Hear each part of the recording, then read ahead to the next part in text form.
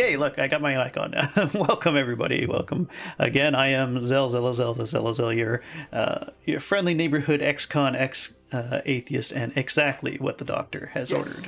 Keeps me all night. And with me, of course, we have Lunar Smiles, and we have, of course, YellowHammer50Tree, my dear friend Adam. Hello, hello. Welcome in, I welcome in. think I know what clip we missed, but that's okay. That's okay. We'll go to the big one anyway. We'll go to this fancy screen here. I don't want my face to look that big this early in the day.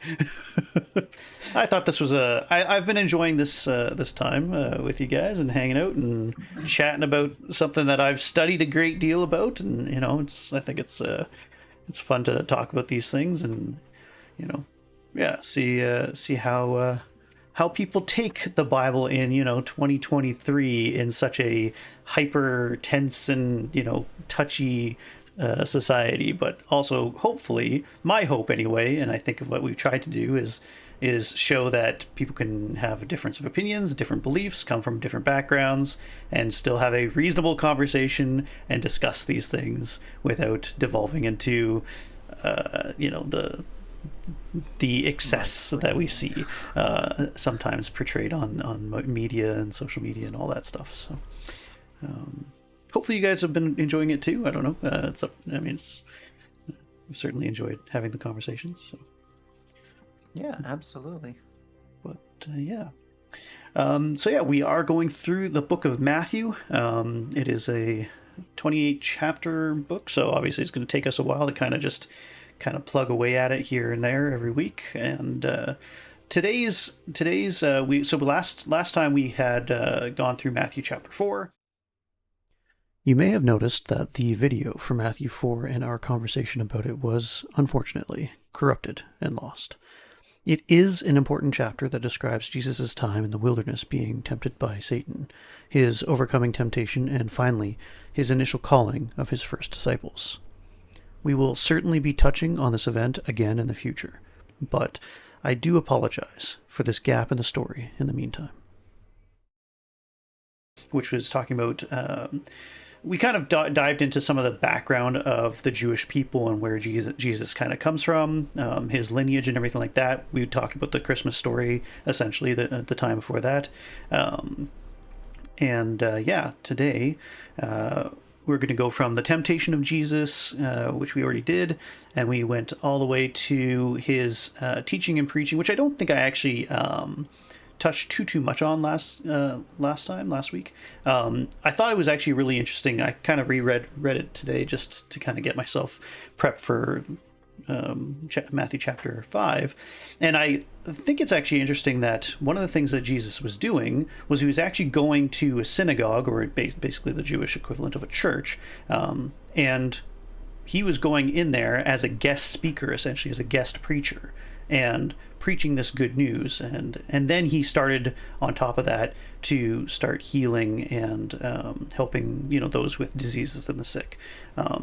And I thought that was a really interesting point. It would be like the equivalent of somebody today, you know, who, you know, was usually what you would see in a modern church is you have a dedicated pastoral staff kind of thing.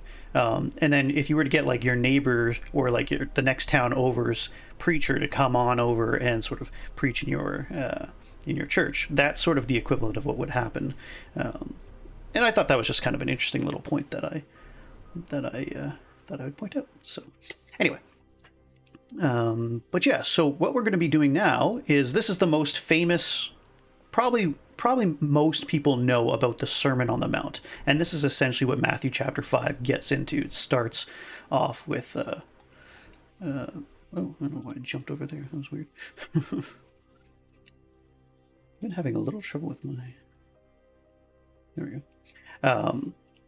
But yeah, the Sermon on the Mount is this whole exposition, and some people in history think that this was a literal thing, that Jesus just sat down and had this big discourse with a bunch of people, and that's the way it went down, which is the way it's structured here, because I believe that the ancient people tended to write things not in chronological order. which is is a perfectly legitimate thing to do at that time. This is probably more of a collection of all of his sermons. Like he probably had, like, he sat down on a hill and then taught about one specific thing, and then the next time he sat down and taught about a second thing, and they weren't necessarily in this order, but they've been compiled. It's suggested anyway that these have been compiled, and it makes up the core of Jesus's teachings, essentially. And yeah, this to me is the equivalent of what a Buddhist would have for the Eightfold Path kind of thing. If you were to sit down with a Buddhist priest and you just want to say, tell me what you're about, what are your main teachings, then you say, well, we have this thing called the Eightfold Path, and it would be like a recognition of suffering. And anyway, I don't know them off the top of my head because it's been a pretty divorce from that time when I was studying it, but this is the equivalent of that. This is what I'm all about. This is what the most important goodly teaching I can give you, that you ought to live your life by. And that's maybe a little bit overstepping it, but anyway, I think it'd be great to just jump in here and see what you guys think. Did one of you want to read, or? All right, I'll start reading. Cool. The Sermon on the Mount. When he saw the crowds, he went up on the mountain, and after he sat down, his disciples came to him. Then he began to teach them, saying, the Beatitudes? Beatitudes is usually how it's called. Beatitudes. The poor in spirit are blessed, for the kingdom of heaven is theirs. Those who mourn are blessed, for they will be comforted. Comforted. The gentle are blessed, for they will inherit the earth. Those who hunger and thirst for righteousness are blessed, for they will be filled.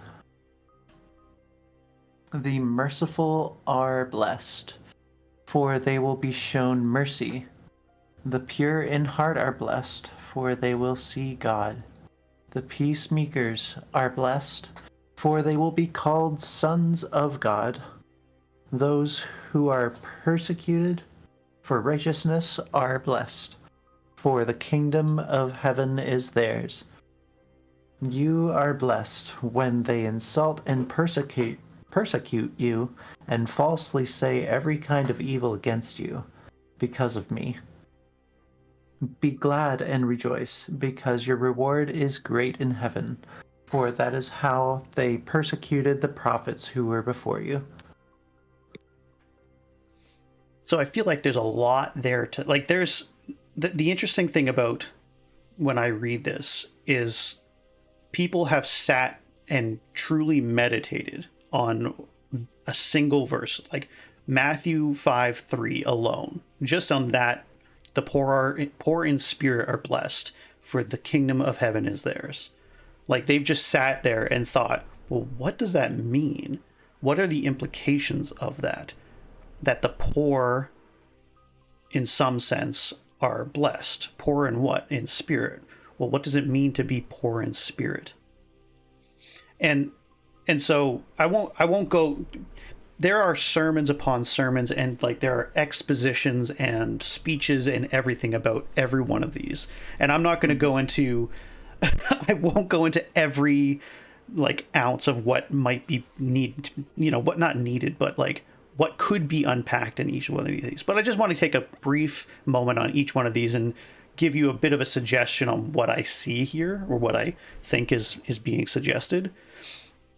And so, to me, the first word that's kind of the most common in all of this is blessed. What does it mean to be blessed? Maybe I can actually ask that. Like, I'm not going to make that a rhetorical question. What do you guys think it means to be blessed?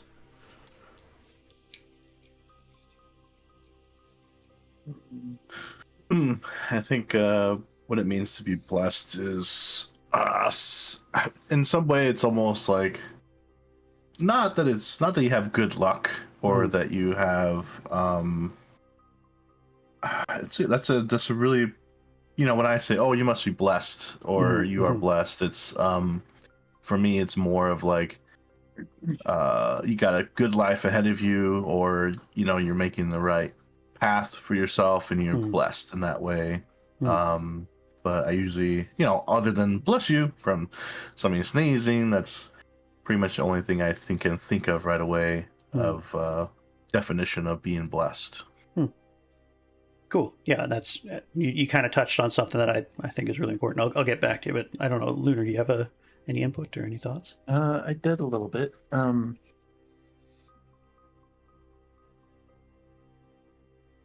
still trying to work it out in my head, though, of course. Sure, no trouble. So to be blessed, I guess, is similar to what Adam was saying with being on the right track and just having, quote unquote, heaven smile upon you or God smile upon you. In my spiritual sense, it means that you're entering a higher state of vibration, becoming, I guess, quote unquote, closer to God. Yeah, and then, hey, that's kind of similar to what I was kind of get to. One of the things that what I think the modern sense of blessed tends to be is something what Adam kind of railed against a little bit and said they usually think that you're so lucky, it's just like it's almost connected to chance, right? It's like, oh, I'm so blessed, I'm so lucky is sort of the synonym, right? That's the connection, and I would urge people to not think that way about being blessed. Blessed is much more either intentional, either on God's part, or I think kind of what both you kind of touched on is you're on the right track. If we put it towards like a compass, being blessed is being in alignment, like you're saying, kind of in vibration wise. It is much more about, hey, you are on the right track, you're hitting the mark, you're pointing north on this, you are truly in center of what the right thing to do is, or at least on the right track of where the right or the good, the ideal is going to come from. And so the things that he's saying are actually pretty negative for the most part. The first one is poor in spirit, right? And so to me, what it suggests, and again, there's lots of levels here, I think, that people can go into, but my immediate thought is poor in spirit is people who are lacking in any sort of spiritual or soulful fulfillment. They're empty. Their cup is empty. And he's saying, you're on the right track, actually. Don't worry about that. If you don't feel very spiritual, you feel empty, or you feel bankrupt or something like that, that's actually a good thing, because the kingdom of heaven is yours. The highest possible good. The kingdom of heaven it's got a lot of background in scripture, but basically it's the state of goodness, literally not just as a place, like in a metaphorical sense, but an actual place where the king and your place in that kingdom is correct. Like you have that opportunity essentially. And so to be poor in spirit, you're blessed because it's similar. Like if you have a cup of water, then if I were to try and pour more water into your cup, it's just going to kind of flow over and it's going to be spilled and you're not going to get anything from it.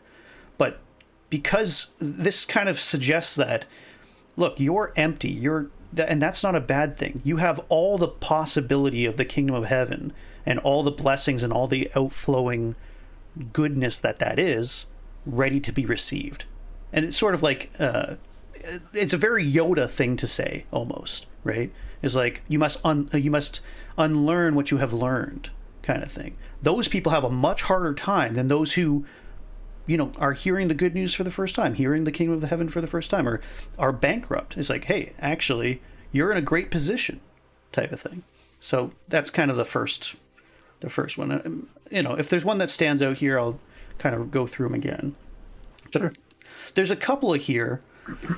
When I got to this chapter, as a really angry person and I knew why I was angry, it usually had to do with injustice. The major reason why I hated myself and other people in the world is because all I saw was pain, suffering, and people getting away with murder, essentially. And it really bothered me. And when I started reading these, there are a few things that stood out to me where I was like, oh, but why? And it made me question more. So, those who mourn are blessed, for they will be comforted. That's a very simple but very profound promise. That one sort of stood out for me, and I don't know, I like that because, you know, there's tons of people that mourn. Right. Like everyone dies every day. There's going to be a very good portion of the human population that's going to be mourning, essentially. Well, and it's like, it's one thing for somebody to say, oh, I'm so sorry. You know, I'm sorry to hear of your troubles and everything like that. It's another thing to truly be comforted. And this is something of like, hey, look, not only do I recognize that you're mourning, but it's basically a promise, or it's at least a suggestion that your state of mourning will end. You will be comforted. You know, you will be acknowledged, and you will, you know, it's kind of like, anyway, so it's a powerful thing to say, you know, it's a powerful thing to tell people, like, hey, look, you guys are in a hard spot right now, but look, actually you're blessed to be there because you will be comforted, you know. Anyway, the gentle are blessed, for they will inherit the earth. I mean, sometimes it doesn't feel that way, you know. Sometimes it feels like the world is obsessed with gaining power, you know, or people are obsessed with gaining power, and you're telling me that the gentle person, the person who is meek, is kind of what this would normally be. You know, the meek shall inherit the earth is what it's another way of saying it, right? It's like you're telling me the gentle-hearted person, that they're destined to inherit the whole earth. That's a big promise, you know. So these are very contrary to society today, let alone the Jewish people who are under Roman occupation right now, you know. And that's what's happening during this time. Those who this is the one that really, like, when I read it, for some reason it made me want to cry. And it said, those who hunger and thirst for righteousness are blessed, for they will be filled. Like, the irony of me going to prison was because I was so starved for justice, for righteousness, for people to do the right thing. You know, when I found out that a guy had hurt his kid and I didn't see anything being done about it, you know, everybody see, and you know, and he's and so earlier in scripture, in the Psalms and stuff like that, evil rejoices in its evil, kind of thing, is one of the things that I later read as well. And in this case, and that's what I felt. It's like, just evil is compounded on evil and nothing's being done about it. And so when I saw this one, I was like, I don't know, it just wrenched me. I was in tears. I was like, you're telling me that this hunger is actually a blessed thing because it's going to get filled? Fascinating, you know. So anyway, so that one was really now this is where this is where the opposite happened to me, you know, where it's the merciful are blessed, for they will be shown mercy. But it still hit me on the opposite end. Like, this is a 1-2 punch for me all of a sudden. I was so angry and pissed off that I acted in violence. I wasn't merciful. And it's those people who are merciful that are the ones who will be blessed, that will be shown mercy. And I felt like I didn't deserve that. And so this, you know, that hit me again. So anyway. So it's interesting. To me, what's interesting about this is within 5 lines of text, I was brought to tears at this time. And I'm not saying everybody's like me or anything like that, but it's just to give you insight into, you know, where I was at when I first read this. And it was very potent. So how'd that come across? Because you were in a group at the time, right? Not for this. So basically what it was is I had gone, I didn't get anything. I'll be honest. I didn't get jack shit from the actual group, except like I went, and then what it got me to do was meet one guy well, two, but one guy the main guy, one of the main guys was Grant, who I still talk to this day. He's a great guy, good mentor. He's been on your channel. Yeah, exactly. Completely computer illiterate, by the way. And so, yeah, and he was the one who said, well, why don't you just, you can come and you can talk to us and everything like that. And I kept doing that eventually at that point. But like, for all the time that I sat in that class, essentially it was a class, listening to them talk about whatever Bible verse they were happening. Like I kind of joined in on like the fourth book halfway through, and I didn't understand any of it, right? They were just kind of talking, and I'm like, I'm going to ignore you. I'm just going to talk to Grant, kind of thing. And so I studied on my own with the intention of disproving it. And Right. and so this is only the 5th chapter. So like pretty early on, like within the first month of my kind of touching this, I was like, I don't know if I can even keep reading. It's actually difficult for me to read in an unbiased way, one way or the other, because I don't know if I could have admitted it at this point, but I really needed what I'm reading right now to be true. Like, Yeah. I was really in a bad spot. Like, I was trying. I had already gone through mental health stuff, trying to do anger management. I had already done Buddhist stuff. I had been working out physically. I'd been trying to get my life back together. Whilst I was inside, I was starting to prepare for the idea of getting out. But I knew at that moment that I was still a really hateful, angry child, that I wasn't in any way, shape, or form at that time prepared to get out, and I wasn't sure that I wouldn't do the same thing in the same circumstances. If I found somebody hurting a kid in the way that I thought was morally heinous, I thought in the core of my being at that time that it was a perfectly legitimate thing to remove that type of human being from the face of the earth in whatever means I wanted. Sometimes with torture. Like, I didn't care, kind of thing. And when I read this, I don't even know if I would have said that a soul existed, but I couldn't deny that there was something more than just my mind and my body that was so bankrupt and so dry and desert-like that I needed whatever was being said here to be filled for that righteousness, whatever that sense is, wherever that comes from. We can argue, or we can talk about what that means, what a soul means, or whatever that part of a human mind is, or whatever it is. But that sense that I had was so overwhelming, and I didn't even know that I was starving. I didn't even know that I wanted mercy. I didn't even know, that I wanted to be pure in heart, that they're blessed, for they will see God. I didn't even really know or want to know God. And yet, when I read that, I knew that there was something missing, that without this, I probably would not live, let alone maybe other people would not live, And so it was one thing or another. yeah. And so, so coming up with a couple of sentences whilst I was inside and seeing this, I was like, I don't know if I want to do this anymore. Like, already I'm thinking, I had just literally promised people that I would disprove Christianity. People, I mean, I would just say, well, I'll disprove it for you and help you, is basically what I had said to Grant.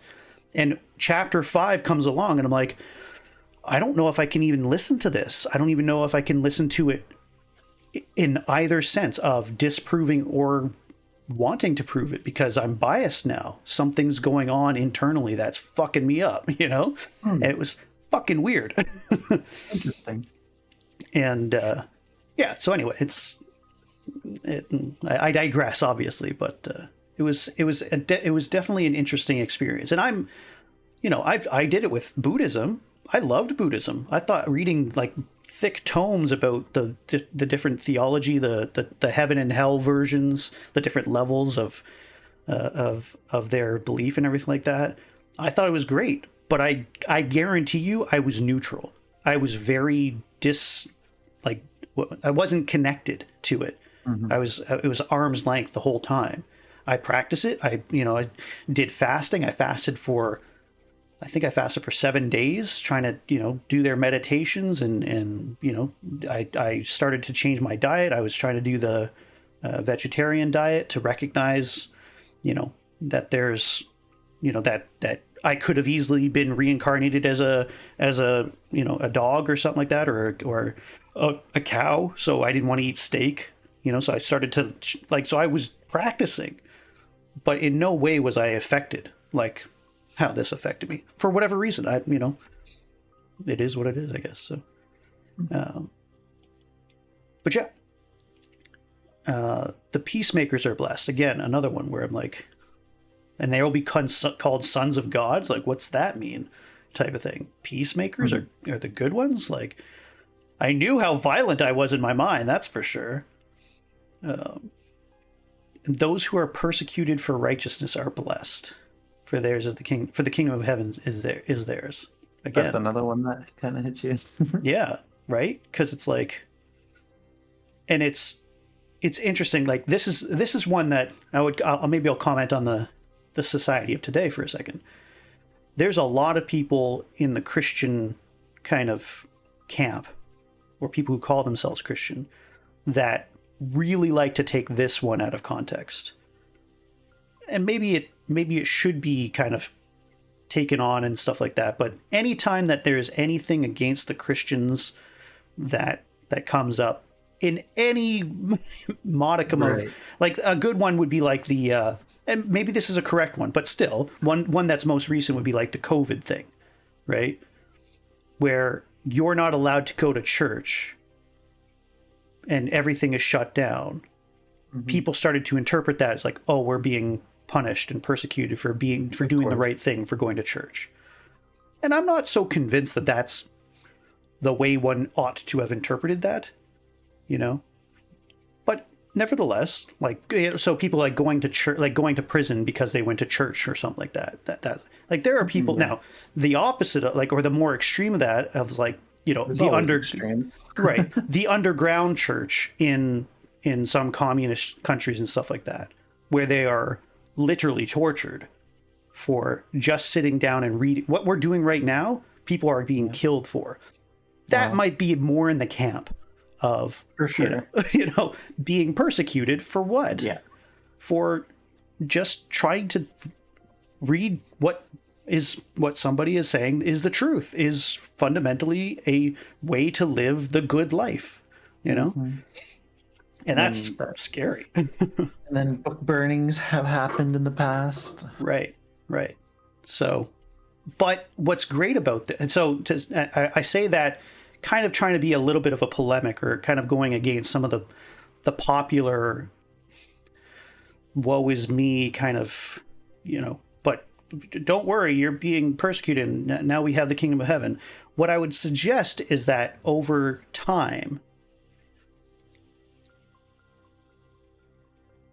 virtually any people group can hear this.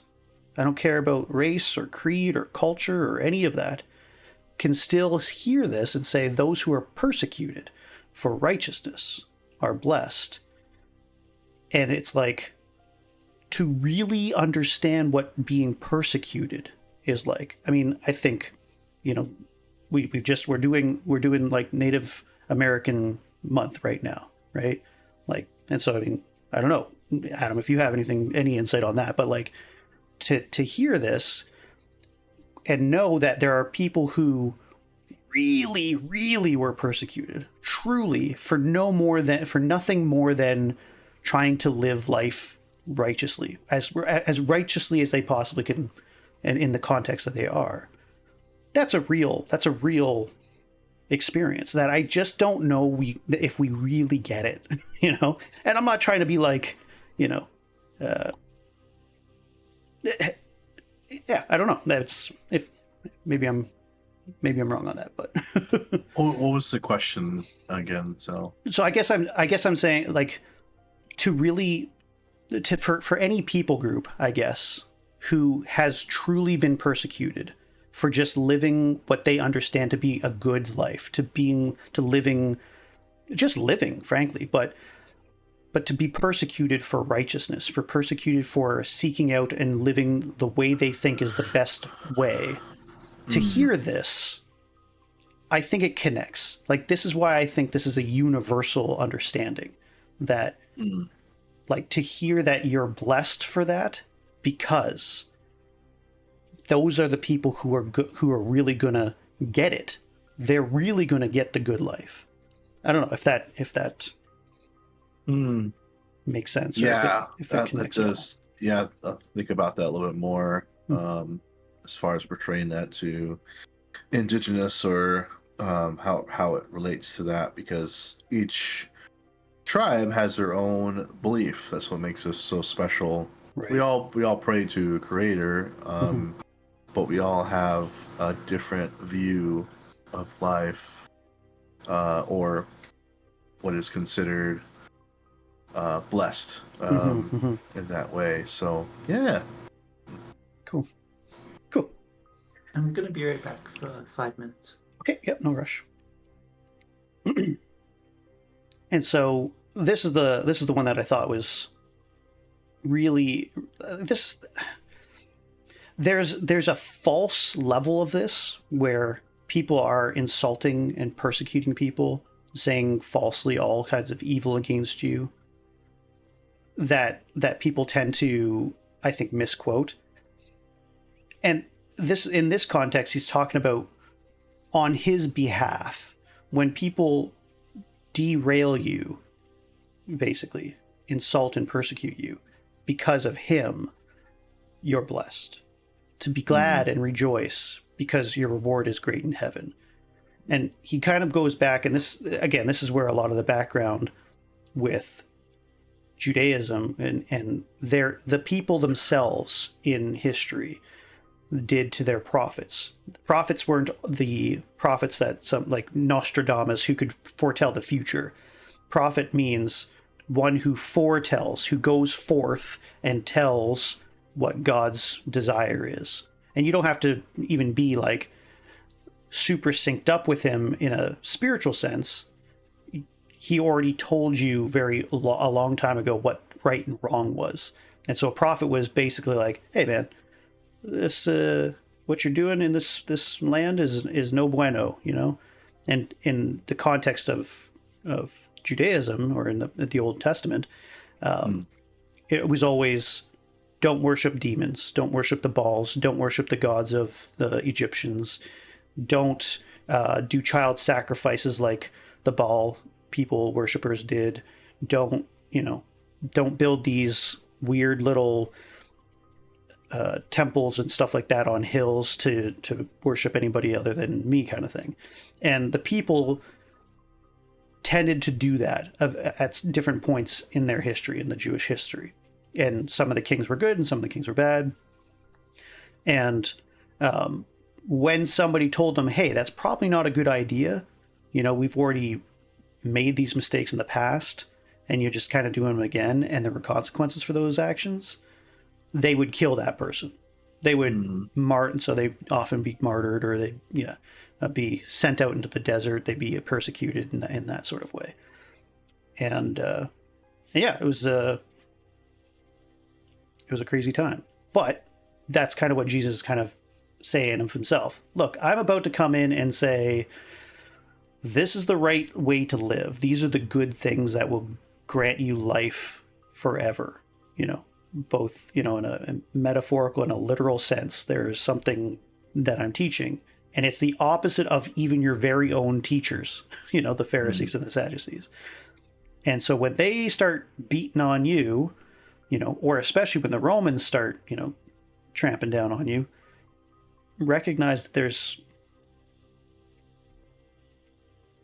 you know, that you're actually blessed for that.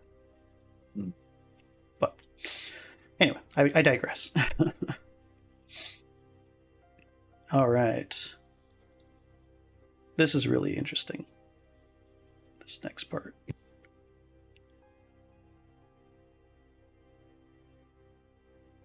So believers are salt and light. You are the salt of the earth. But if the salt should lose its taste, how can it be made salty? It's no longer good for anything but to be thrown out and be trampled upon by men. You are the light of the world. A city situated on a hill cannot be hidden. No one lights a lamp and puts it under a basket, but rather they put it on a lampstand, and it gives light for all who are in the house.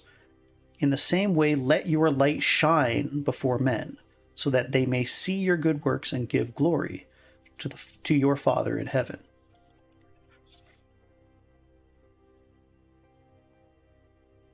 So this is one where it's more like an analogy. He's trying to, you're kind of like this thing, which has these traits, and this is how it works. So, basically, salt was one of the most important things in this time. Well, basically in first century and throughout history, and even today, it's still really important. And it did a few things. One, it flavored stuff, which was actually pretty important. So they were the flavor. So he's saying you're the flavor of the earth, but it was actually more importantly something that was used as a preservative. So you're the preservative of the earth. But if the salt loses its properties, if it loses its taste, it loses its ability to preserve, how are you going to get that quality back? It's no longer good for anything. You got to just toss it out. So that's basically what he's teaching at this point. So he's recognizing that there's a life-giving or life-retaining quality in human beings that must be retained. That they flavor life. They flavor the earth. They're not meant to be a destructive force. They're not meant to lose that quality of being able to bring out the good. And he talks about being the light of the world. That a city on a hill cannot be hidden. So the idea of needing to be seen, that something, the core of a person being good, needing to be shining, that needs to be shined out. That you don't light a lamp and then hold it to yourself, put it under a basket, try and keep that, to yourself. It actually ought to be shone. It should be on a hill. It should be on a lampstand. It should be on a lamppost in today's area, right? Otherwise, people are still going to be lost. They're not going to be able to guide. And so if you have that quality within, you don't hide it. So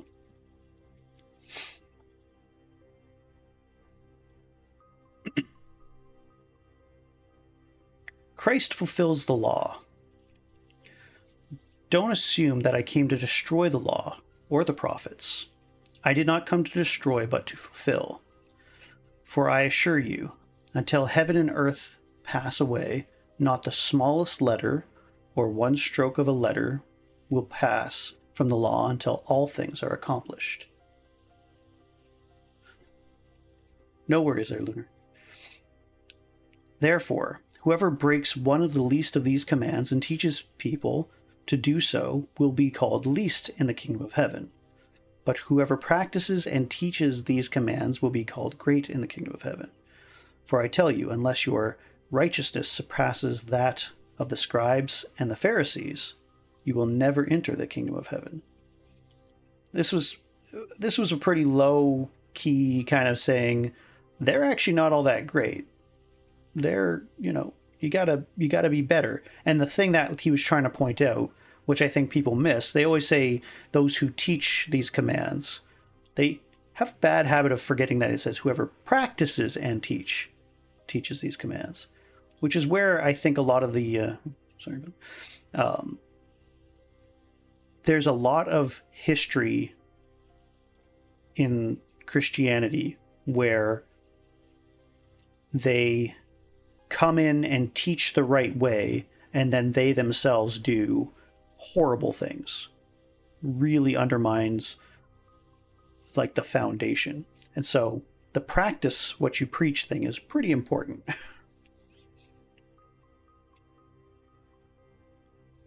Okay. Murder begins in the heart.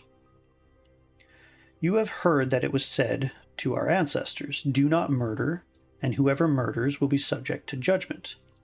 But I tell you, everyone who is angry with his brother will be subject to judgment. And whoever says his brother, "Fool," will be subject to the Sanhedrin. But whoever says, "You moron," will be subject to hellfire. So if you are offering your gift on the altar, and there you remember that your brother has something against you, leave your gift there in front of the altar. First go and be reconciled with your brother, and then come and offer your gift. Reach a settlement quickly with your adversary while you're on your way with him, or your adversary will hand you over to the judge to the officer, and you will be thrown in prison. I assure you, you will never get out of there until you have paid the last penny. This is usually a pretty hard one for people to contend with, because it has a lot to do with judgment. It sounds really harsh. Any thoughts? It's the fact that, do not murder, and those who will be subject to judgments.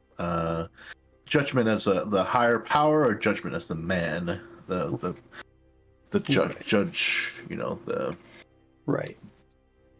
Yeah. So I mean, I think that he tends to give a multi-layered description of things. In this case, he's probably talking about both, right? He's saying, look, like if you have anything against your brother and he against you, kind of thing, whether to the maximal scale of murder to even just a small sum, get it dealt with. Don't let that shit, simmer. That's the stuff that ends up boiling up and destroying you or your brother. And so, like, even if you say you're an idiot, you're a moron, or whatever version of these expletives basically that you can say, that's coming from a place that can fester if you don't deal with whatever that original cause is. And that leads to the idea of that eternal prison, that eternal concept, the consequences of your actions. Which, I mean, we don't need to go into the whole length or breadth of what hell and, if hell even exists and whether or not you should be eternally damned for something. I mean, that's a pretty long conversation, but I mean, I don't mind talking about it, but I think it's implied here at the very least that there are consequences, severe consequences and judgment for those who don't deal with their crap, don't deal with the source of whatever can cause great evil, essentially. Does that make sense? Yeah. But yeah, I mean, like, again, you'll be subject to hellfire. It's like, I mean, it's right there, right? So it sounds like, wow, that's harsh. Like, why is it so harsh? And I think it's a legitimate question. But I also think that the person who gives these harsh sayings is as important as the actual saying itself. And so for me, there's a couple things that are important to recognize, but for me, one of the things is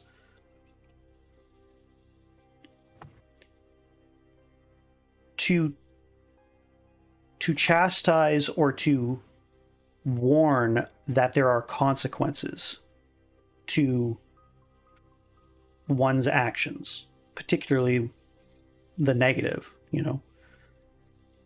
is coming from a place of love and concern.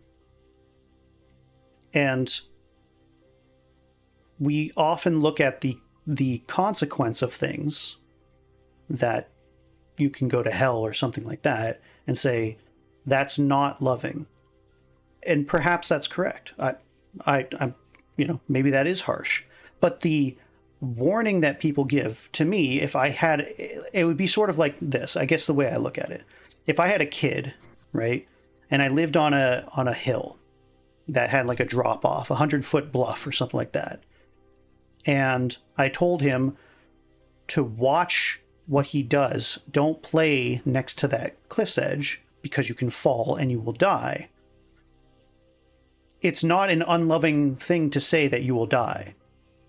And it's not meant to scare in the sense of, instill a fear in him and put him down or anything like that.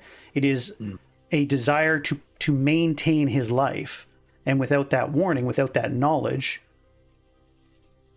the consequence is death. And I was like, well, I don't want you to die. I actually care for you. And in my view, or my understanding of the way this is framed or meant to be framed is, I don't want you to go to hell. I don't want people to have the consequence of having murdered somebody or having, hatred over their brother or getting divorced or anything like that. And so it's not meant to,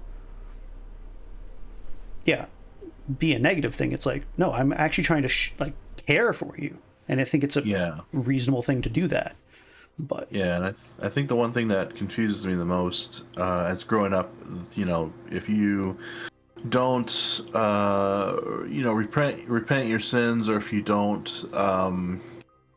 things that you do is a sin of having sexual intercourse before you get married, so just those type of things, you'll go to hell. Right. And the one thing that I don't clearly understand is, if God, creator, created us as a human being, and they molded us into the people that we are, God knows that we will make those mistakes as a human being, as an entity, because he created us. And so it's kind of, I'd say, confusing to have to repent your sins for everything you do, just every little thing of like, oh, that's a sin, that's a sin, that's a sin, that's a sin. And I haven't really gone down the venturing of what really is the point of it, but it's more like, we were created by him or it, or and it knows that we make mistakes. And no, absolutely. And I can totally get thanks for the alert there, Tipsy. 100%. And it's so I guess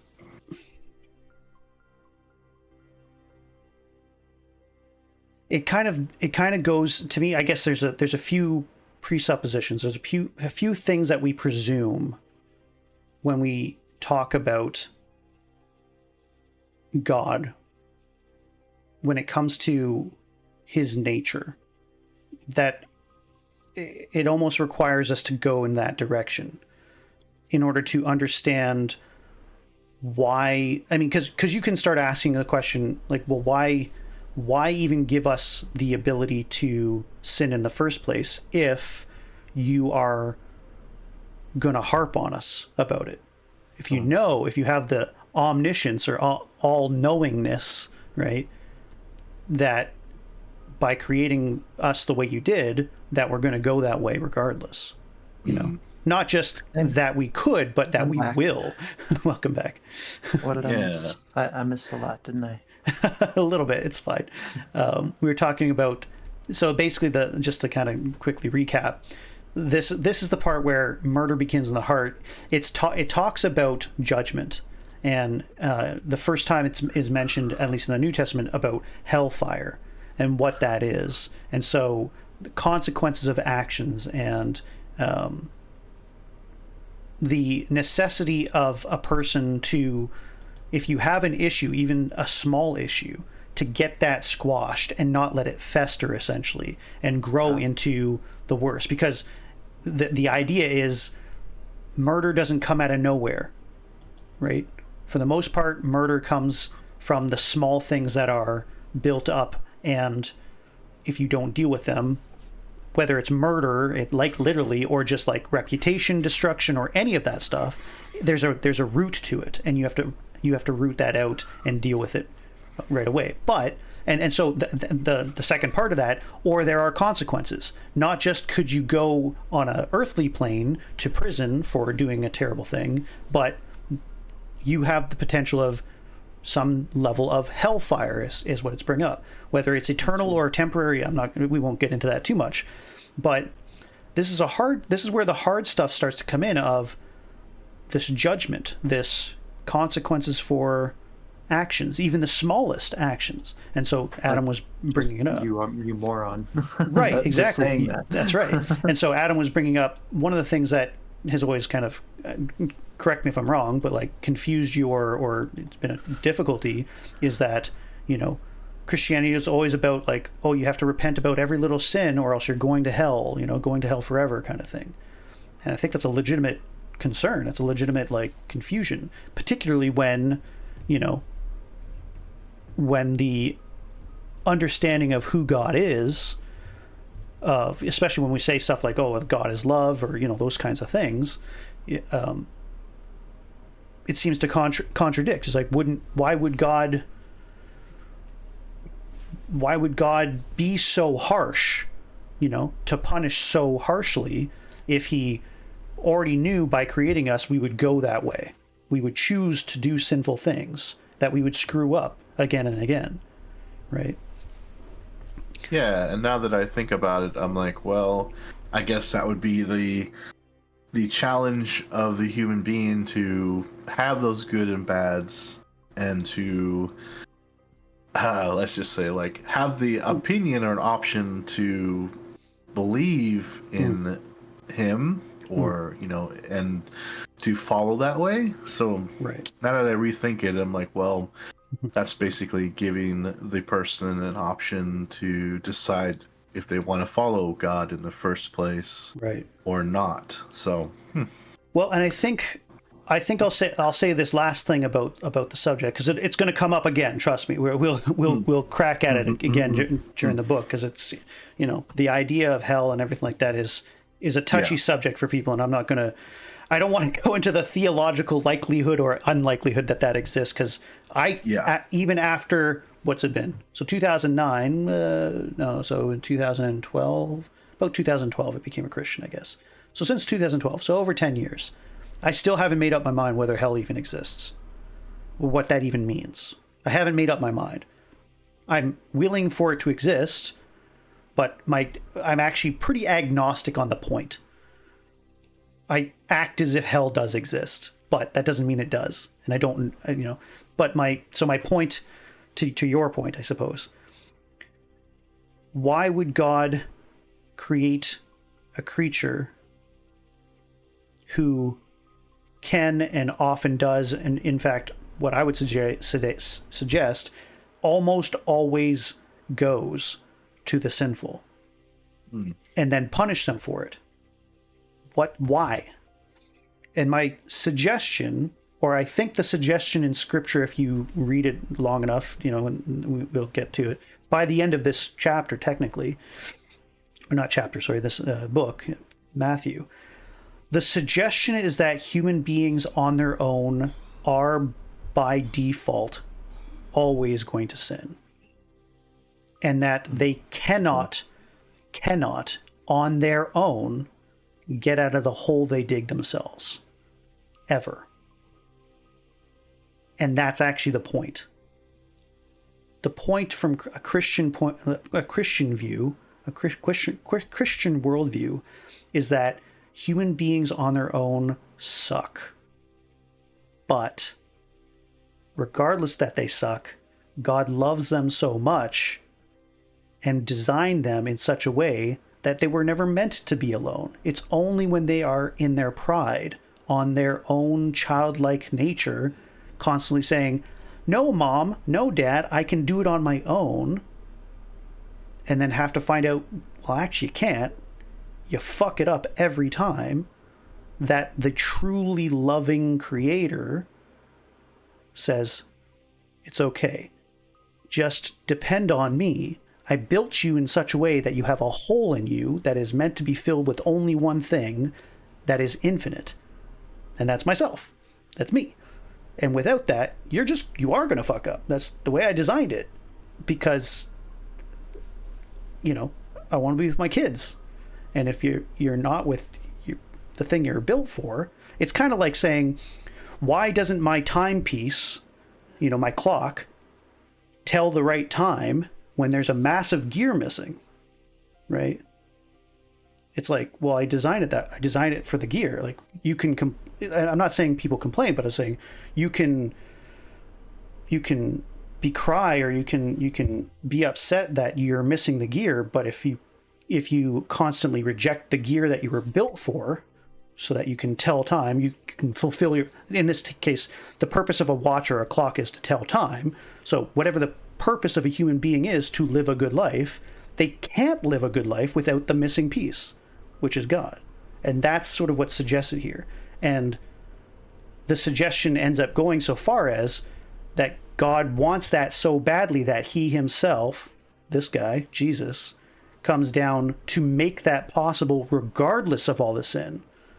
Saying, I'm gonna make that possible without you.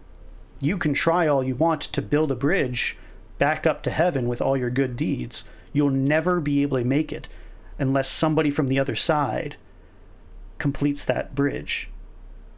And that's kind of that's the gist of what this story is about, is dealing with this hellfire thing, this cliff edge that we keep jumping off of when we're playing around with our toys and stuff, right? And I remember you telling me about that bridge very early on when we started talking a lot again. Yeah. You had a video on YouTube explaining it, I think, talking about the bridges. Yeah, unless did I make it? I can do. Pretty sure. Oh yeah, I did make it. You're right. You, Maybe I have to show it out.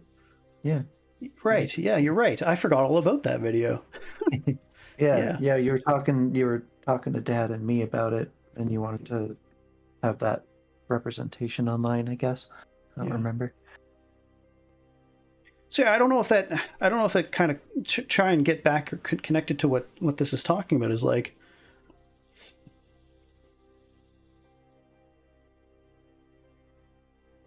It's not that God wants people, at least in the Christian worldview, wants people to go to hell, right?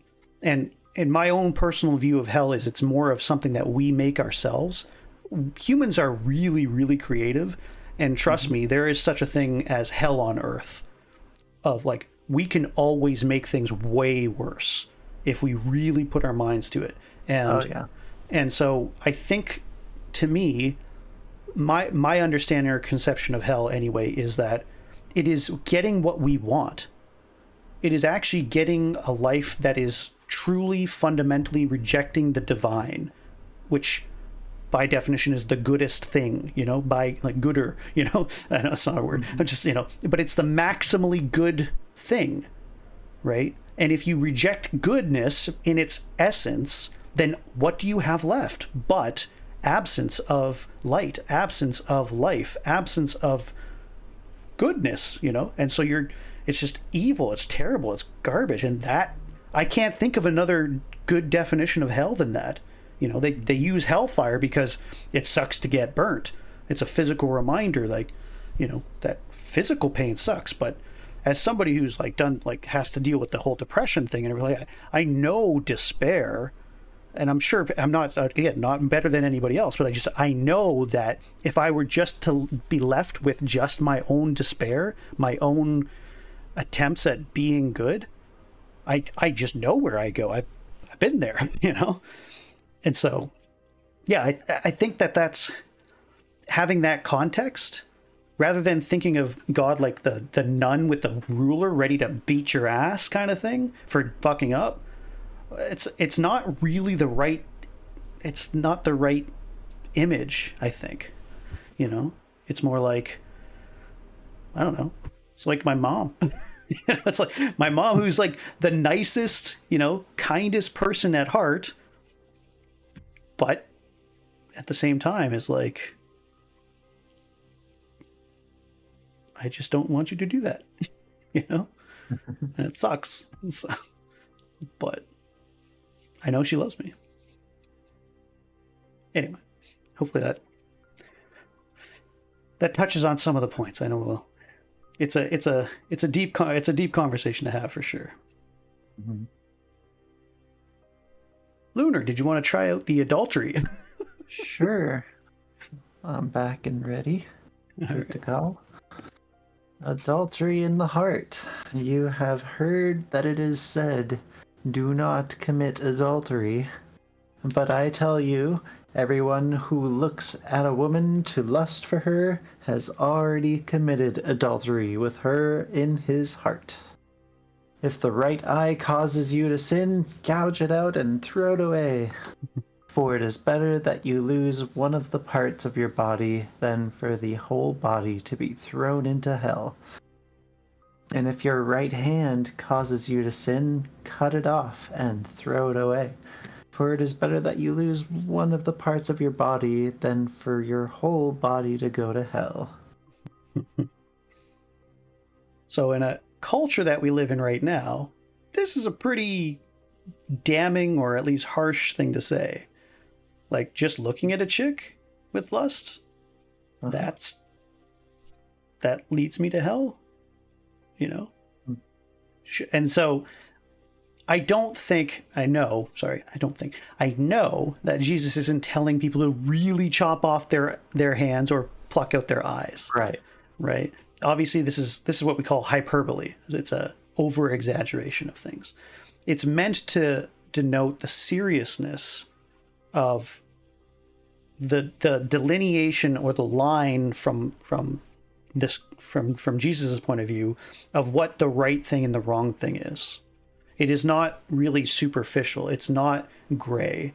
He's trying to say, no, there are consequences to crossing over this line.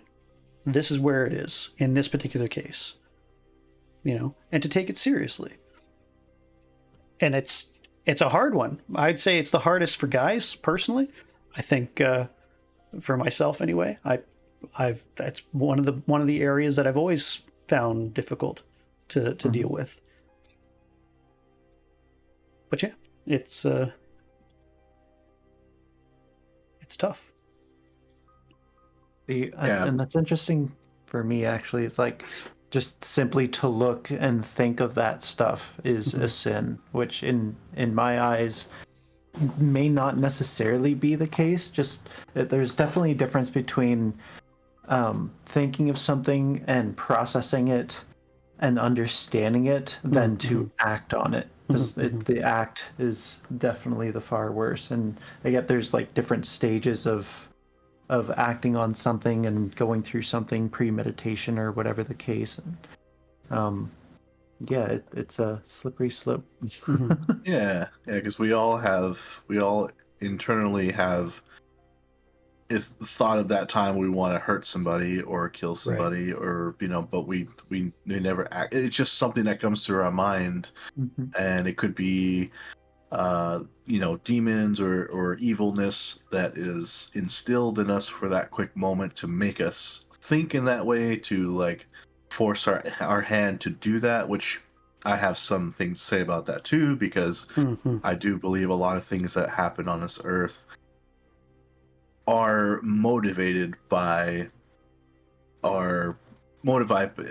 evil, by entities that gain access to you, that that, and a lot of people say, oh, they would have never done that, they never thought they would ever do anything like that. I'm like, well, that's part of it, is that's the whole point that I believe is that entity is slowly trying to persuade you to do that thought or that thing and to cause that, so I think that's a great point. Like I totally agree. I 100% agree. I think what's being emphasized here is exactly that, right? It's not let's just stick with lust for a second. I'll put it on that. So for lust, it's the idea that a person looks upon another person as nothing more than a piece of meat, right? It is a willingness to dehumanize a person, to use them only for one's own desire. Now, most people don't think that solely, right? Like getting an erection or whatever for a chick is one thing, right? It's another thing to just desire to own or to possess for one's own gratification. Like, I think that's a whole different, that is totally different than, wow, I would like to be with this person. I find her attractive. Like, that's not sinful. Like, acknowledging that she's pretty, or acknowledging that, you know, for me, I have like whole lives with strangers sometimes. I imagine I have a whole family kind of thing. I was like, oh, she's really pretty and she seems really smart. And I can imagine, dating her and maybe we'd go well and we'd get married. And, that's a whole different thought than I just need this person as an object of my fulfillment. Desires. Exactly. That's the difference between that's a good way to put it. Lust than a godly natural thing. It is natural. Yeah. It's natural to desire somebody, right? It's to pervert those, to pervert the purpose of those desires, of what they're meant for, which that's I think where the delineation there. And so just to get back to what you're saying, to me, it is totally reasonable to believe, and I really do believe, that, call it demonic figures or aliens or whatever, angels even, if you want to, whatever, that those beings can manipulate and coerce and even empower to some degree a level of, call it sin or evil or whatever you want, so that it starts off this small and grows to such a degree that somebody dies or somebody is taken against their will, kind of thing, right? My view of it, or I think what the view in the Christian worldview is, the reason why Jesus is picking on it is saying, if you have even the smallest amount, that's the thing that the demons are using, that they're fanning this small tiny spark of lust or greed or hatred, and they make that bigger. And so he's saying, make sure to snuff that shit out before they get a handle on it. Because it's not the demon that creates the evil in you. It's the demon who fans the shit that starts small to make it into an inferno. I think that's kind of the suggestion. That's something that doesn't get me too, is like our justice system is based on, you put your hand on the Bible, you swear on the Bible. Oh, yeah. But that in itself is, if you have been overcome by that, and I'm not trying to make excuses for those who probably have used it, but if we're putting our hand on the Bible and swearing that we have not, that was not me, or that was something else, then that's never taken into consideration, because that's a possibility, right? And that whole judgment and court system is based off of that. So it's kind of, no, I 100% agree. No, I think it's, well, and it's so, the issue that I have with that isn't necessarily even that we base our laws on the delineation that Scripture suggests is right and wrong. I don't even have an issue with that. What I have an issue with is suggesting that anybody at all takes anything seriously in the Bible if they're not Christian. Like, why? What? It's kind of like, I swear on your mother's grave. Doesn't fucking deal. I don't care, right? So I'm going to swear on the Bible. If I don't believe in it, if I don't actually trust in the thing, it's just as good, Yeah, and you can swear on other Bibles too. You can swear on your, but if you don't have a Bible, then you're swearing on the Bible. So I mean, right. But it has no option to, there's it has no power. It has zero power. Yeah. It's meant to, and I think so I don't mind when look, if let's say somebody becomes president, and usually they're sworn in with the Bible on their hand and all that stuff. If they want to do it on a Quran and everything like that, fine. The point isn't to be on the Bible. The point is to show that I swear, I give my word on the thing that I actually believe in. Mm-hmm. And so if they go against what the Quran teaches, then they were just as much a hypocrite as any other politician who goes against the Bible's teachings, right? Mm-hmm. So, like, to me, that's the shame. That's the silliness, I guess. but still, I totally get what you're coming from. Like, it's the justice system needs to recognize a few things. One,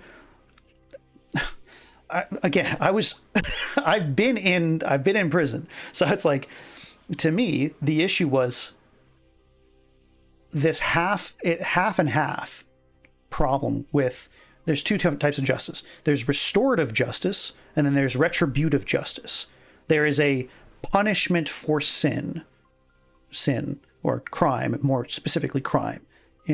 And it's like, most crimes you can't pay enough, technically. Like, yeah. you can't punish somebody for taking another person's life enough, because it doesn't stop there, right? Like, that person, it's not a math equation, right? Oh, person needs to be negative, so you minus this guy, we have to minus from you. We're going to take your whole life from you, whether literally by killing you to make it 1-to-1, eye for an eye, which is biblical, right? Yeah. At least in the Old Testament, or at least put you in a cage for 25 plus, so that you're off. But that person's lack does not zero out with your lack, right? Even if were put in a hole, it's like, the people who suffer is that person's family that's left behind, the things that he could not possibly have done, and even more so, even your family is punished. So it's all that happens with retributive, not all that happens, but the primary thing that happens is everybody loses. People lose because the guy goes to jail, and then everybody loses again because that guy's dead, like, and everything that comes with that.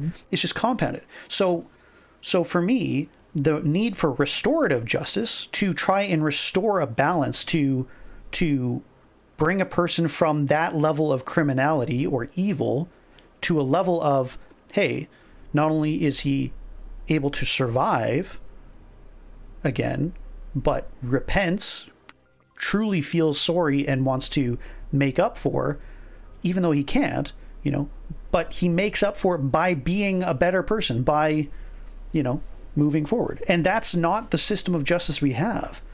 And it's like, I can't imagine the States in terms of, like, the actual privatization of, I don't think there's not a good one or the other, frankly. I think the government version is just as poor, but yeah, like, it dismisses the complexity of evil, of the things that we do, and it tries to boil it down into something simple that it doesn't work that way, I agree with that. And like you said, Adam, like, it also doesn't account for, like I said, it boils it down too simply, but it doesn't account in one particular thing, is how somebody got to the place that they got to, it doesn't,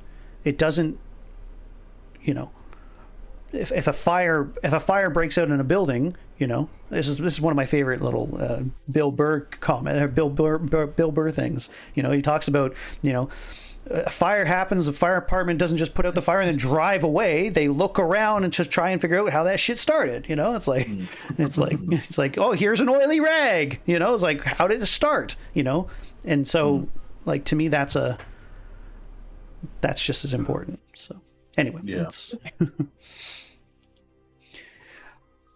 Okay. Divorce practices censured. This is an interesting one. You want to do this one, Lunar? Sure. The divorce practices censored. Censored? Like, sure. Censorship, or? Yeah, pretty much. Like, yeah. Censor. Yeah, to censor. Okay. To go against, basically. All right.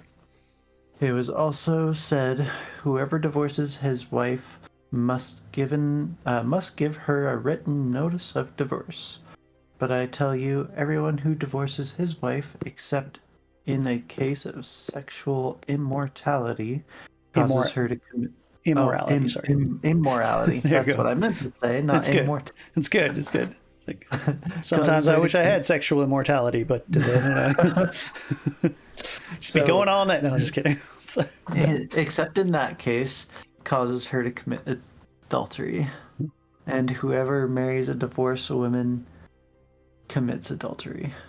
A lot of women don't want to hear that. Not a lot of women want to hear that one, right? Yeah. That's just a negative. Yeah, it's like, that's a harsh thing. And so everybody thinks like Jesus is like really nice and everything like that, like for most of the time. But then like, so you hear all this great stuff and then he just 1-2 punches you to the kidneys of like pretty much everybody by the end of this chapter is condemned. Which is like, more or less, holy shit, like, dude! Like, what the hell? Absolutely, everyone. You know, I mean, that's our stepdad and mother, right? Thing.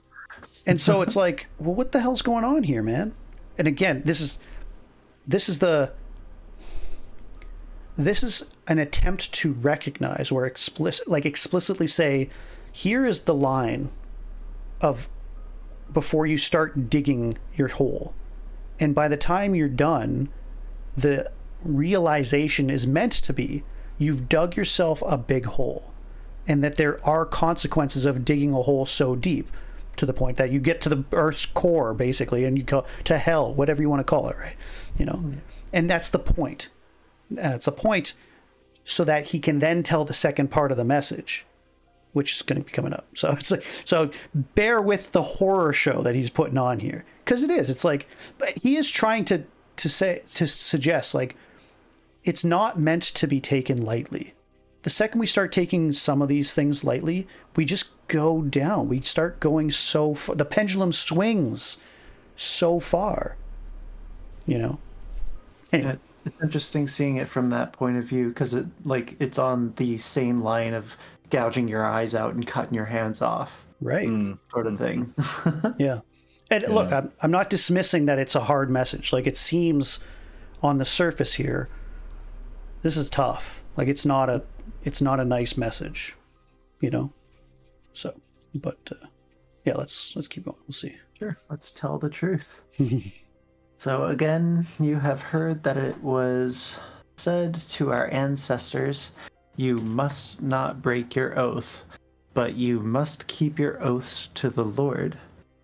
But I tell you, don't take an oath at all, either by heaven, because it is God's throne, or by the earth, because it is his footstool, or by Jerusalem, because it is the city of the great king. Neither should you swear by your head, because you cannot make a single hair white or black. But let your word yes be yes, and your no be no. Anything more than this is from the evil one. I like this. This is probably the one part that I try to live my life by now. Like, I try really hard to just do what I'm going to do, and not make an oath, or, you know, one of the things inside is like, oh yeah, word, man, I give you my word, but they say word. And so the guys who are unreliable, we always say, oh yeah, werb, you know, and say a werb, as in like, I give you my werb instead, which is like, oh yeah, we know how much of a squid you are, or whatever, right? So, but I just, look, I think I love this. I really love this one, because it's, yeah. I don't know. You won't hear me say I promise too often, unless it's something that I absolutely will keep my oath and word and whatnot. It's a strong thing for me to promise something after being with my ex, because I promised her so many things, and she promised me so many things. Yeah, it's so weak. Yeah, it's just so weak. My word is not weak anymore. I think a big one was I'm sorry. I think that one was the one thing I learned early on, is like, you know, don't just say, oh, I'm sorry, just because you either think you're sorry, but like you have to like genuinely be I'm sorry because I'm I sorry. feel that too. It's I always took blame, like not took blame, but I always felt like guilty for nothing at all, or I'd always just feel like people would hate me for no reason at all, and I'd always say sorry for nothing. Yeah, you're sorry for your existence. Yeah, exactly. I had a girlfriend who really like put me through the ringer about it, actually, because I was exactly the same. I would be constantly apologetic of my very presence, my very speech, everything. And I really despised her for a while. I was very resentful from her for a while, because anytime I would say sorry, she would say something. She'd have to say something back, you know, and it usually was like in a disapproving, motherly way. I used to, anyway, it doesn't matter. And I'm, you know, it's been more recently that I would say the past 3 or 4 years that I've gotten, that's been a work in progress. And I think she's right. That the funny thing is, she's totally right. You know, you Adam's right as well. You know, like, don't say sorry unless you have a measure of actual apology and you know that you did something wrong. And, you know, it's like, it's not meant to be a, you know, a lament for your existence, for sure. At least in my case, that's the way it came across. It was still sounds like that person could have handled it better. A little bit. Yeah, better. she was, I mean, it was her personality, you know. She was I know she probably meant it in a nice way, but the way she did it was like, it makes me disgusted every time you say sorry, basically, is what she said. I'm like, holy shit, what the hell? Why? Like, I thought I was being a nice. He's like, right. Yeah, not everybody likes nice people. It's because they're not. And like, she kind of divulged it, and she kind of disassembled that. It's like, because a lot of nice people aren't actually nice. They're resentful, and they also are self-loathing, and that tends towards bad things. She wasn't wrong. She wasn't wrong, at least in my case. So, but yeah, anyway, I love this part. Like, I try my hardest to be as honest as possible, say what I can say. And also this goes to telling the truth, not just by like your oath or by your word, like that I'm going to do something, but it is that I know or believe something. I'm just as truthful there, where if I'm uncertain, and I try to do it, like even today, like when it comes to hell, I don't know what that is. If it's a literal physical place, or a mental place, or a spiritual place, or a place at all, or if it's a condition of one's soul in the maximally negative, which I can believe because I've felt like I've been there to some degree, or at least some level of it, you know.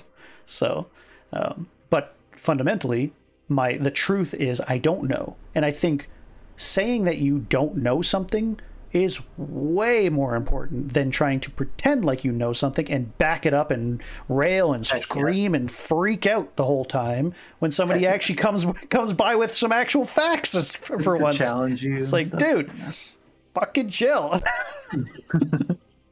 Anyway, so.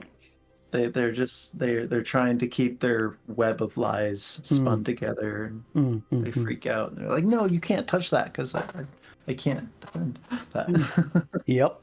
It's not a fun time. And again, I used to be like that. So, all right, go the second mile. Want to continue with that one?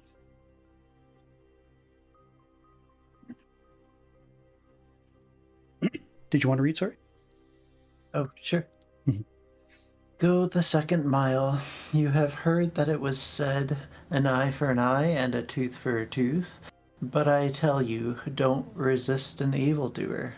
On the contrary, if anyone slaps you on your right cheek, turn the other to him also.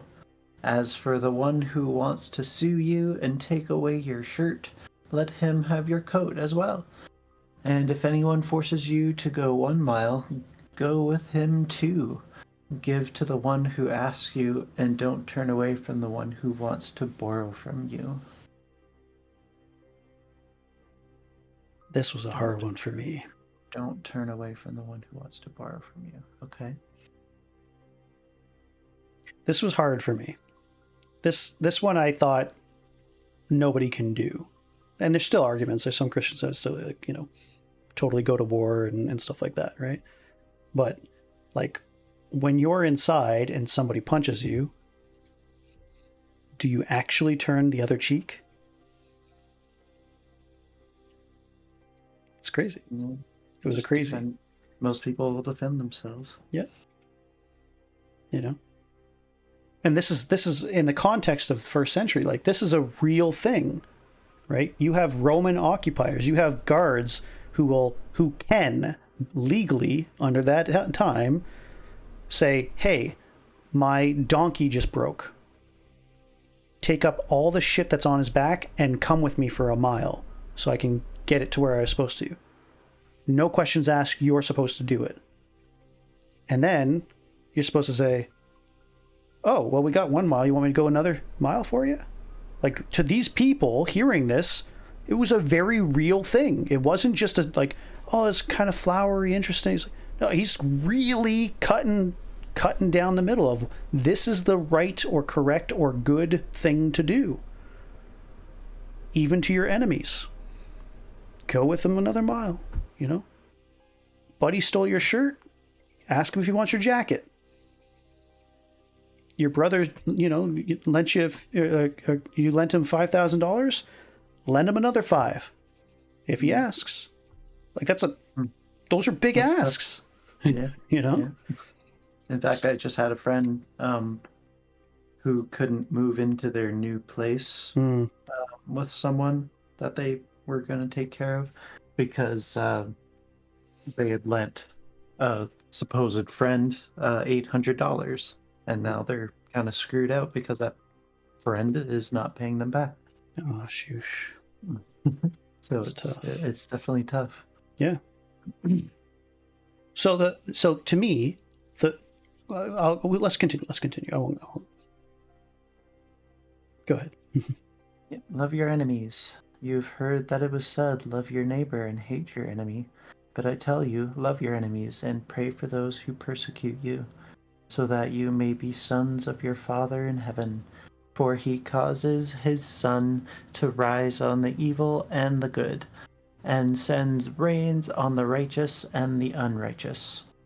For if you love those who love you, what reward will you have? Don't even the tax collectors do the same? And if you greet only your brothers, what are you doing out of the ordinary? Don't even the Gentiles do the same? Be perfect, therefore, as your heavenly Father is perfect. That last line is what we just summed up. It's not just summing up what not to do. It's saying what you ought to do beyond that. Right? Not well, this is my loyalties to this small group. He's like, no. Be perfect. Go the extra mile. Love your enemy. Do all this great positive stuff on top of to avoid all the really negative stuff. And that's what this whole chapter is basically talking about. This is what true sin is. He'll keep going a little bit later on in the next chapter, but we'll stop there in terms of, because there's a lot to unpack. But essentially what he's saying is, this is the line, good's over here, evil's over here, and even standing in the middle leaves you with one foot in one or the other kind of thing. Be perfect, therefore. And the question ends up having, like, the end of the question is like, how the hell do I do that? To me, that was my question when I was reading this. It's like, how the hell am I supposed to be able to do any of this? But the thing that I couldn't, at least for me, I'm not saying for anybody else, my own thing was like, I couldn't disagree with the line that he drew. It is good to bless somebody, to give them more money, to help them out, even if they don't deserve it. That's a good thing. Even if he's my enemy, I can't deny that a good thing to do would be to bless him, to help him out. And I know on my own personal level, even without the line, even if I were to make up the rules myself, what right and wrong would be, and that I would still choose to do the wrong thing. Even without all the books of every, religious thing, I would still not be able to live up to my own standard of perfection. I'm a perfectionist. I know what that is, and that's what he's sort of saying. Is like, hey, you got to, if you really want to be good, you got to be perfect. And again, that's what I think that's what I know, actually. The point happens to be is that nobody can live up to that. Only one is suggested that can live up to that. But we'll get to that part later. But that's a lot.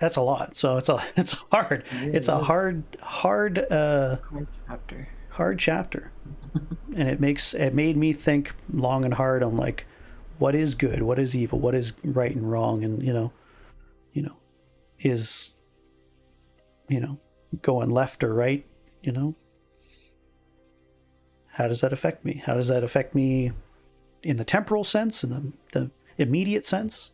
And how does it affect me long term, if at all? I mean, again, I was a pretty agnostic. I was probably more agnostic than atheist when I started reading the Bible, but still, yeah, I was still pretty less than, jolly about the idea of God. That's for sure. So, but yeah, we've been going for a while. It's longer than we usually go. Any other questions or anything else that kind of stands out, or that you don't want to beat a dead horse or anything? No, I think we covered quite a bit of that chapter. It's a lot to take in. Yeah. Next one is going to be a few more lessons, and this is more of like the next bit is about a posture. So it's much less about do and do not kind of thing. It's more about here's how to actually come forth and recognize that you're imperfect, and to go through life that way. If this is the standard and you're always screwing it up, what should you do with that knowledge? And is it like flagellation? Should we be beating ourselves up all the time? Always sorrowful, always pissed off, always fucking, self-hating? Or should we do something about it? And that's what Matthew 6 essentially starts getting into. So, but yeah. Well. All right. I accept that I'm imperfect. Good. And somehow actually makes me feel better about myself. Yeah. That sense. Well, I mean, isn't that kind of part of the problem too? Like, that's what pride to me, like in the biblical sense of things, pride is the assumption that you can be maximally good, that you can achieve some level of godliness, whatever that means, right? Mm-hmm. To be goodly. And it's like, well, that's not a reflection of what's my experience, at least. My experience is, as hard as I try to be good, I always fall down. And I hate that. I don't want that. Like, people don't want to be evil. Not most people, right? It seems to drag them down. It seems to catch them. It seems to be like going through thorn bushes. It's like, well, I need to go on the path. I'm walking through this life, and there's thorns everywhere, and they keep grabbing at me, and they keep grasping me. They're entangling me, Sometimes I dive head first into the thorn bush, and sometimes I just trip along the path without meaning to, right? And you're telling me I have to be walking this path perfectly? I have to be straight the whole time? It's like, what the fuck? Anyway, but to me, to the person, so my point being, the person who says they can walk through this life without a nick or a scratch or a thorn on their clothes is full of shit. Mm-hmm. They just are. You're going to trip and fall, right? And hopefully, and this is where it'll come up later, the concept of grace will be there, It's not about, well, I tripped and I deserve to be treated well. That's also wrong. The grace concept is to get what you don't deserve. Grace is regardless of you jumping headfirst on purpose into the thorn bush or not. Grace is, I'm still going to help you out. I'm going to lavish you and love you and care for you, often in spite of the fact that you got yourself into that situation.